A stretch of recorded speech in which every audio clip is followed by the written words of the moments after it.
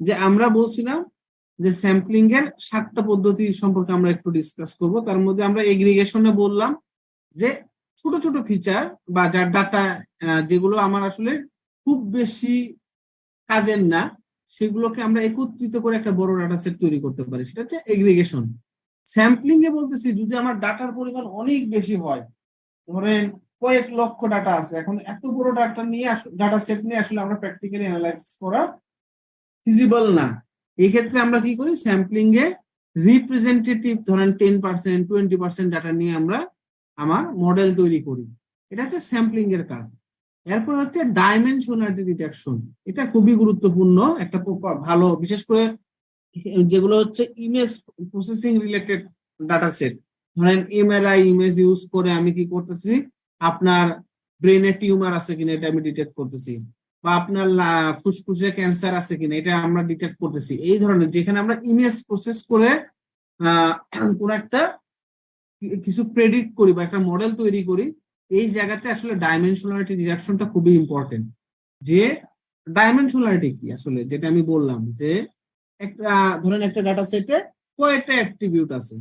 আমি আপনাদের ক্লাসে আপনার 30 জন বা 35 জন স্টুডেন্ট আছে, সবার ডাটা নিয়ে একটা টেবিল তৈরি করলাম। এখন এই 35 জনের নাম রাখলাম, রোল রাখলাম, এসএসসির রেজাল্ট রাখলাম, এইচএসসি রেজাল্ট রাখলাম, ফ্যামিলি মেম্বার সংখ্যা রাখলাম, যেগুলো আমার জন্য রিলেভেন্ট আমার অ্যানালাইসিসের জন্য। আমি কতগুলো অ্যাট্রিবিউট রাখলাম, সেটাই আসলে ওই ডাটা সেটটার ডাইমেনশনালিটি।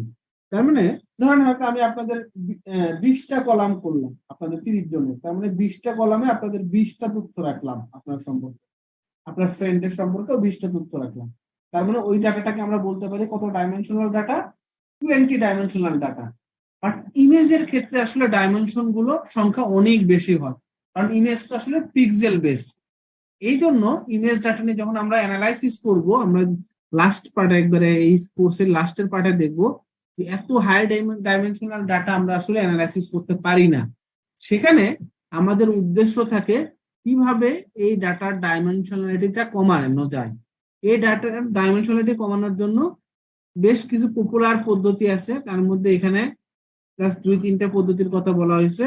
সবথেকে যেটা কিছুদিন আগ পর্যন্ত বেশ পপুলার পদ্ধতি ছিল PCA, principal component analysis. Principal component বলতে আমরা আসলে কি বোঝাচ্ছি, যে আপনার সম্পর্কে যে আমি 20টা তথ্য রাখলাম, যে বা আপনাদের প্রত্যেকের সম্পর্কে আমি 20টা তথ্য রাখলাম, আমি এখন প্রেডিক্ট করতে চাচ্ছি যে আসলে আপনাদের এই 30 জন স্টুডেন্টের মধ্যে এই সেমিস্টারে কে সব থেকে ভালো রেজাল্ট করতে পারে, আমি আপনার ওই তথ্যগুলো থেকে প্রেডিক্ট করতে চাচ্ছি। এখন আপনার নাম কি বা আপনার ক্লাস রোল কত, এটার সাথে কি আসলে আপনার সিজিপি এর ডাইরেক্ট কোনো রিলেশন আছে, বা এই সেমিস্টারে কেমন রেজাল্ট হতে পারে? আপনার নাম মিস্টার এক্স, এটা কোনো ধরনের প্রভাব ফেলবে যে আপনার রেজাল্টে? প্রভাব ফেলার কথা না। আপনার আইডি কত, এটাও তো আমার টেবিলে আছে, কিন্তু এই আপনার আইডিটা তো আপনার রেজাল্টের কোনো প্রভাব ফেলবে না।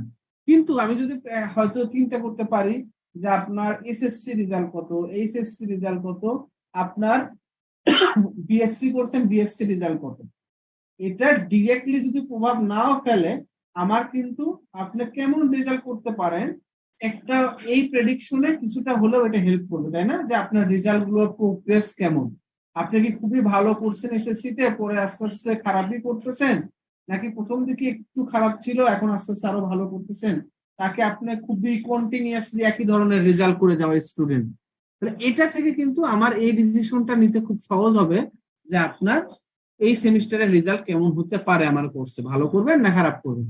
তার মানে প্রিন্সিপাল কম্পোনেন্ট অ্যানালাইসিস এর কনসেপ্টটা হচ্ছে ওই যে আপনার আমি 16টা বা 20টা অ্যাট্রিবিউট রাখছি, তার মধ্যে প্রিন্সিপাল কোনগুলো মুখ্য অ্যাট্রিবিউট যেটার সাথে আমি যে অ্যানালাইসিস করতেছি সেটা ডিরেক্ট রিলেশন আছে, ডিরেক্ট অথবা ইনডিরেক্ট রিলেশন আছে, সেটাকে আমি ফাইন্ড আউট করব এবং সর্টেড করব যে ওই 20টা অ্যাট্রিবিউটের মধ্যে যেটা সব থেকে গুরুত্বপূর্ণ আমার ডিসিশন নেওয়ার জন্য, সেটাকে ধরেন আমি 1 নম্বরে রাখলাম, তারপরেরটা 2 নম্বরে রাখলাম, এইভাবে যেটা কোনো রিলেশন নাই সেটাকে আমরা এলিমিনেট করে দিলাম, ওই ডাটা সেট থেকে বাদ দিয়ে দিলাম।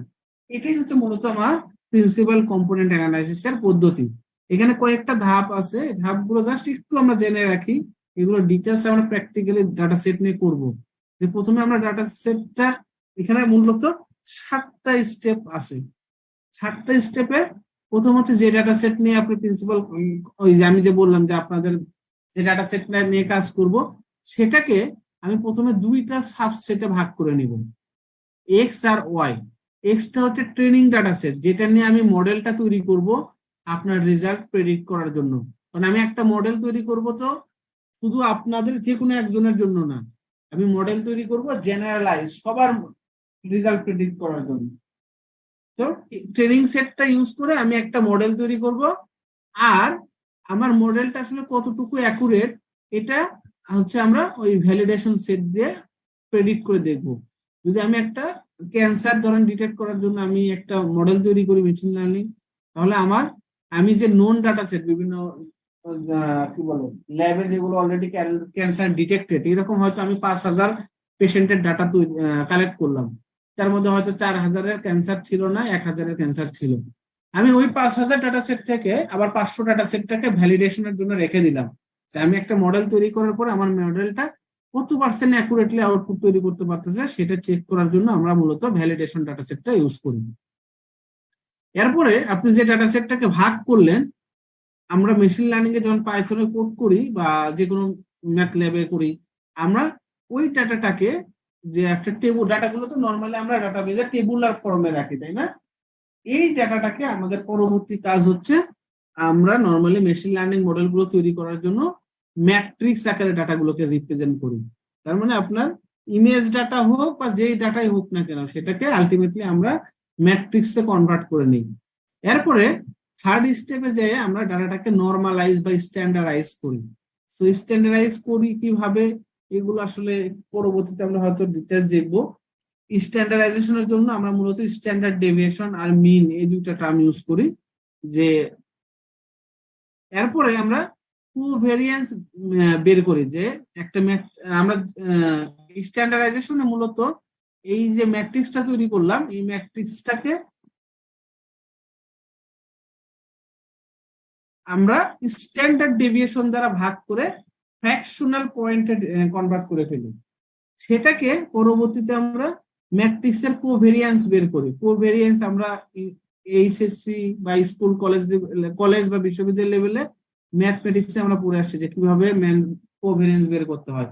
প্রথমে একটা ট্রান্সপোজ ম্যাট্রিক্স বের করতে হয়, এগুলো আমরা প্র্যাকটিক্যালি করব। হ্যাঁ, তো এগুলো নিয়ে খুব বেশি আসলে ট্রেনিং হওয়ার কিছু নাই, যে প্রথমে আমরা ট্রান্সপোজ ম্যাট্রিক্স বের করে সেখান থেকে কোভেরিয়েন্ট ম্যাট্রিক্স বের করি। এরপরে আমাদের কাজ হচ্ছে এই যে পিসিএ, এই অ্যালগরিদম বা পিসিএ যে পদ্ধতিতে এইখানে আমরা 2টা ভ্যালু ক্যালকুলেট করি, একটা হচ্ছে আইজেন ভ্যালু আর একটা হচ্ছে আইজেন ভেক্টর। এই আইজেন ভ্যালু এবং ভেক্টরটা ক্যালকুলেশন একটু কমপ্লেক্স প্রসেস, সেগুলো আমরা দেখব। এই আইজেন ভ্যালুকে আমরা ফাইনালি সর্টেড করে আমি যে বললাম যে 20টা আপনার অ্যাট্রিবিউট রাখছি, আমি এই 20টার মধ্যে কোনটা আপনার জন্য সব থেকে সিগনিফিকেন্ট আর কোনটা সব থেকে কম সিগনিফিকেন্ট, এটাকে আমরা সর্টেড করব ওই আইজেন ভ্যালুর উপর ভিত্তি করে।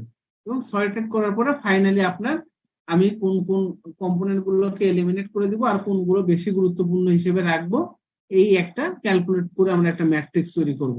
সো এটাই হচ্ছে পিসিএর কনসেপ্ট। তার মানে আমি যদি এগুলোকে ইগনোর করেও সিম্পলি বলার চেষ্টা করি যে পিসিএ বা প্রিন্সিপাল কম্পোনেন্ট অ্যানালাইসিসের মেইন উদ্দেশ্য কি, ধরেন একটা ডাটা সেটে 50,000 ডাটা আছে, 50,000 ডাটার প্রত্যেকটাই 100টা করে ফিচার আছে বা 100টা করে কলাম আছে। এখন এই 100টা করে কলামের নিয়ে আমরা 50,000 ডাটা অ্যানালাইসিস না করে হয়তো আমরা কি করতে পারি, যে ওই 100টা কলাম থেকে যে 50টা কলাম বেশি গুরুত্বপূর্ণ, শুধু আমরা ওই 50টা কলামের উপর ভিত্তি করে একটা মেশিন লার্নিং মডেল তৈরি করলাম। এটাই হচ্ছে পিসিআর উদ্দেশ্য, যে আমার কম গুরুত্বপূর্ণ অ্যাট্রিবিউট গুলোকে আমরা বাদ দিয়ে দিব বা কনসিডার করব না।